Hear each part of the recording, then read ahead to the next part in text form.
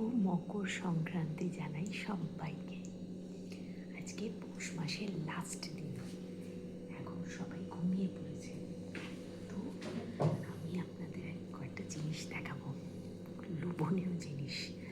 আর এটা হচ্ছে আমার শ্বশুর বাড়ি, মানে ভরছাছ বাড়ির একটা স্পেশালিটি। চলো, এই হলো গিয়ে ঝোলা গুড়। এটা একদম শান্তিনিকেতন থেকে আনা, আর এটাও হচ্ছে ভেলি গুড়। দেখছো কি দারুণ খেতে, যে না কি বলবো।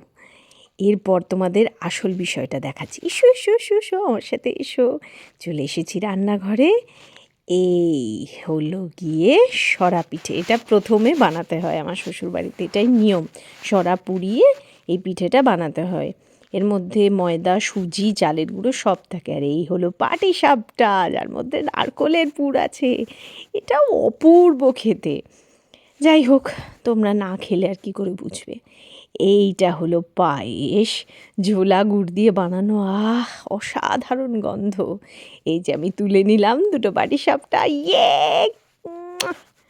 তোমরা কে কে পাটিসাপটা খেয়েছো জানিও কিন্তু। টাটা।